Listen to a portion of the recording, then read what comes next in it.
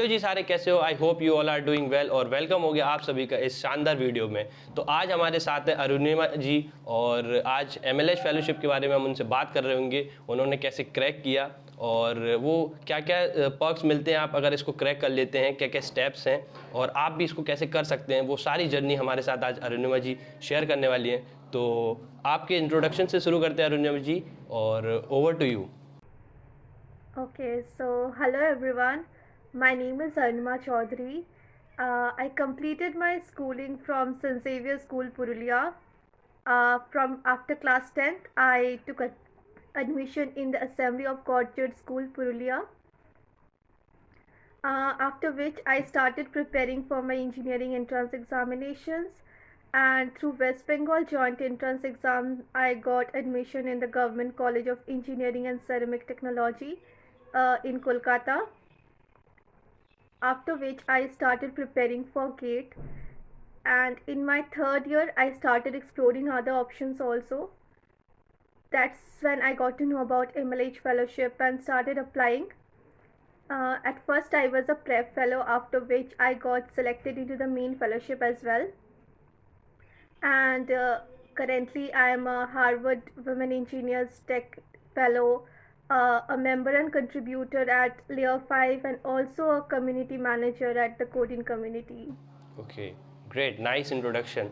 तो अब मैं मतलब जैसे कि पूछना चाहूँगा कि जैसे कि आप कॉलेज में आ गए थे तो बच्चे ज़्यादातर क्या करते हैं, सीपी डीएसए और डेवलपमेंट भी एक है जो कि, लेकिन आपने सीपी डीएसए को ना चूज़ करते हुए और डेवलपमेंट में आप गए, तो इसका कारण मैं जान सकता हूँ क्या कारण था, आपका इंटरेस्ट या कुछ और? Okay, so after giving my GATE exam in my third year, मुझे लगा कि कुछ remote internships चाहिए, ठीक है. So I started applying.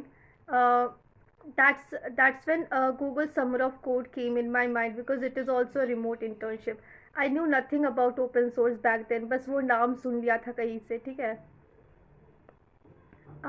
सो फिर लगा कि ठीक है, अगर Google summer of code remote है तो फिर और भी शायद ओपन सोर्स प्रोग्राम्स होंगे जो रिमोट है. That's when I got to know about a lot of open source programs through Kunal Kushwaha's video, that 25 plus open source programs.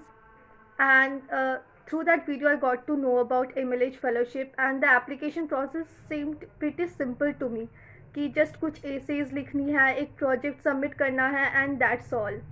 So I applied, and in the first time I reached till the final interview, and that gave me a lot of confidence. So although I got rejected after that, and I got rejected for a few times, but yeah, I continued applying and finally I got selected. तो जैसा कि आपने बताया कि आपको easy लगा और करने में, तो अगर जैसे कि कोई बच्चा आ रहा है टीयर थर्ड कॉलेज से या कोई भी कॉलेज से और उसका भी इंटरेस्ट है कि हाँ दीदी हमको भी जानना है, या हाँ भैया मुझे को भी जानना है क्या है ये, व्हाट इज़ एमएलएच फेलोशिप या एमएलएच फेलो या प्रेप, जो भी इसमें क्या क्या तरीके के होते हैं, तो आप इसको थोड़ा ब्रीफ में बताएंगे कि अगर कोई बच्चा जानना चाह रहा है व्हाट इज़ एमएलएच, तो आप एक बार थोड़ा अच्छे से बताइए। Okay, so MLH fellowship is an internship alternative, and it is also an amazing learning program. MLH fellowship is of two types. One is the prep fellowship, and another is the main fellowship. So the prep fellowship is of 3 weeks, and it is like a mini version of the main fellowship. And the main fellowship is of 12 weeks, and in the main fellowship there are three tracks.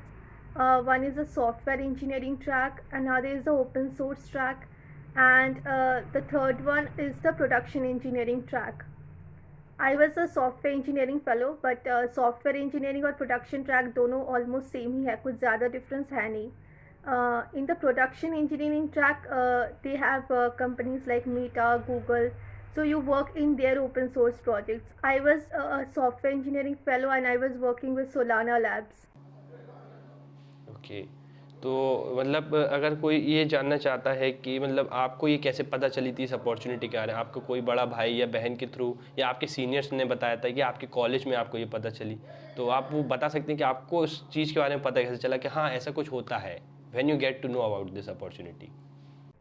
Okay, so I was searching for remote internships. Okay, uh, that's when I got to know कि सारे open source programs remote ही होते हैं.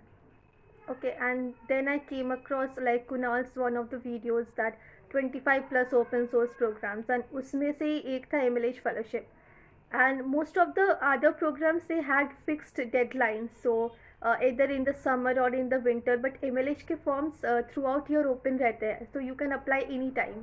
Okay Yeah, so that's how I got to know about it. Okay okay great.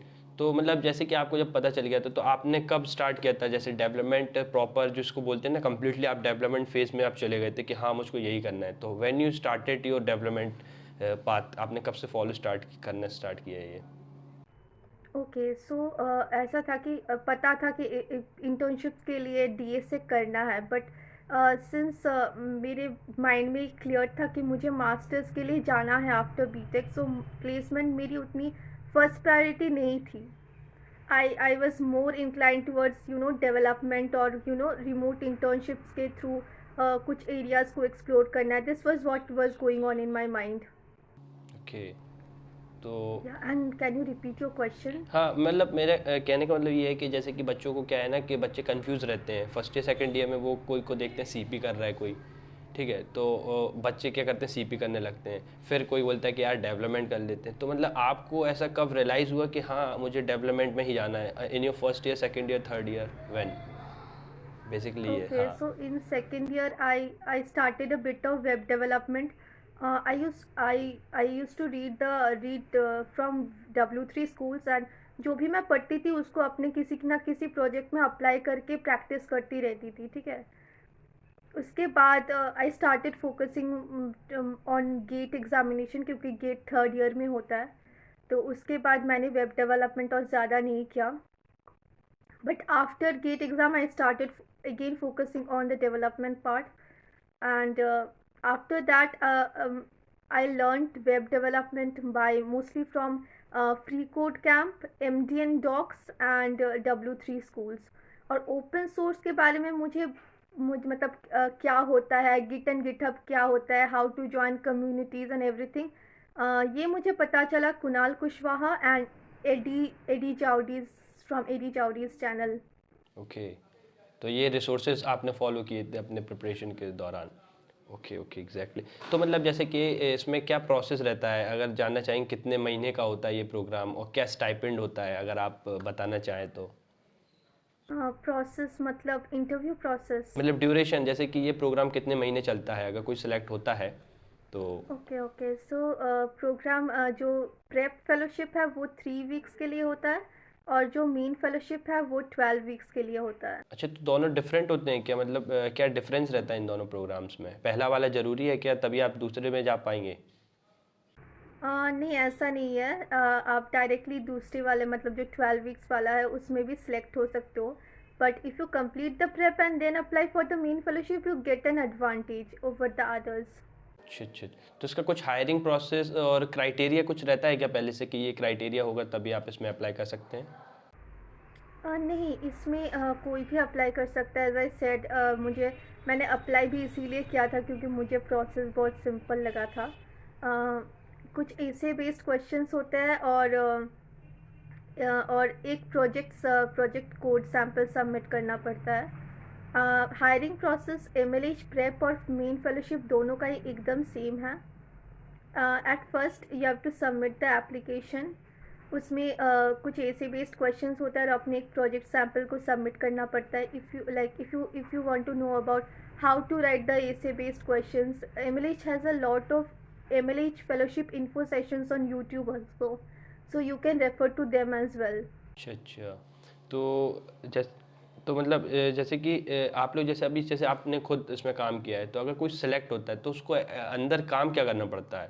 What मतलब exactly work क्या करते हैं? जैसे आप सिलेक्ट हो जाते हैं एमएलएच में, तो अंदर क्या कुछ प्रोजेक्ट्स रहते हैं वेब डेवलपमेंट से रिलेटेड, या कुछ अलग काम करना पड़ता है जब आप सिलेक्ट हो जाते हैं इसमें? तो ओके, सो जब आप सेलेक्ट हो जाते हो तो तब प्रेप में 2 प्रोजेक्ट्स पे हम काम किए थे. एक पोर्टफोलियो बेस्ड प्रोजेक्ट जहाँ पर हम जितने भी फेलोज थे उस बैच में, उन सब ने उन सब के डेटा लेकर एक पोर्टफोलियो टाइप वेबसाइट बनाया था. एंड अनदर था एक weather application type project. And in the main fellowship जो 12 वीक से होता है उसमें एक्चुअली आप कुछ कंपनी के प्रोजेक्ट्स में काम करते हो, जो भी MLH के पार्टनर्स हैं उनके प्रोजेक्ट्स में. So I was working with Solana Labs there in a blockchain based project. हमें एक टाइप उनका ऑलरेडी एक एग्जिस्टिंग टाइपस्क्रिप्ट SDK था और हमें उसका पाइथन SDK बनाना था in the fellowship. Okay okay. तो जैसे कि अभी आपका ये कंप्लीट हो चुका है ये प्रोग्राम, तो अब आपके आगे फ्यूचर प्लान्स क्या हैं? मतलब आप ओपन सोर्स में ही कंट्रीब्यूट करने वाली हैं आगे, या प्लेसमेंट्स की तरफ, या कोई और जर्नी आप शुरू करेंगी? हाँ, अभी तो उतना पता नहीं है. जस्ट लाइक मैं और जस्ट ओपन सोर्स और अलग अलग कम्युनिटीज़ में कंट्रीब्यूट कर रही हूँ अभी. ऑफ कोर्स लाइक बीटेक के बाद मास्टर्स में जाने का प्लान है फ्रॉम इंडिया, और या उसके बाद देखा जाएगा. तो चलिए, आपने काफ़ी अच्छे से और ब्रीफली आपने समझाया, और मैं चाहूँगा कि अब जो आने वाले एस्पिरेंट्स हैं उनके लिए आपके क्या टिप्स रहेंगी जो वो लोग फॉलो करेंगे तो शायद हाँ वो भी क्रैक कर पाएंगे. तो आपकी तरफ से कुछ टिप्स अगर हो तो. ओके, सो मैं जब अप्लाई कर रही थी, बिकॉज मैं बहुत सारे कम्युनिटीज़ की पार्ट थी एंड ओपन सोर्स में भी कंट्रीब्यूट कर रही थी, तो that help me in getting selected. So ऐसा नहीं है कि ओपन सोर्स में कंट्रीब्यूट करने के लिए you have to be a part of any program. आप ऐसे भी कम्युनिटीज़ ज्वाइन करके वहाँ कंट्रीब्यूट कर सकते हो. एंड वो बस आपके रेज्यूमे को नहीं, ऐसे जब आप अप्लाई करते हो कहीं, तो यहाँ पर भी it helps a lot. So open source contributions and collaborations with communities, it helped me a lot because मैं और भी communities में volunteer कर रही थी. And apart from that, I would say if anyone applies, just go through all the MLH info sessions on YouTube. If not all, start from the latest one and as much as you can, because वहाँ पर ना उन लोगों ने सब बोल रखा है कि what they are looking for in the application and in the interview process. So if you like अगर आप वो सब देख लेते हैं और उसके अकॉर्डिंग आप अपना एप्लीकेशन लिखते हो ना, तो it makes your selection much easier. Okay. So I hope आप सभी को पूरा प्रोसेस और पूरी जर्नी समझ में आई होगी, और काफ़ी अच्छे से एक्सप्लेन किया अरुणिमा जी ने. तो यार वीडियो आपको अच्छी लगी हो तो यार ज़्यादा से ज़्यादा लोगों को शेयर करो और वीडियो को लाइक करो. और मैं अरुणिमा जी का लिंक्डइन अपने इस डिस्क्रिप्शन में डाल दूंगा, तो आप उनसे कनेक्ट हो सकते हो, और अपने जो भी बचे हुए डाउट्स हैं आप कमेंट सेक्शन में पूछ सकते हो, या उनके लिंक्डइन पर जाके उनसे कनेक्ट होकर पूछ सकते हो. तो यार आई होप आपको अच्छी लगी होगी वीडियो. चलो फिर मिलते हैं आप सभी से अगली वीडियो में, और thank you for watching. Take care. Bye bye. Thank you Arunima ji. Bye bye. Bye bye. हाँ.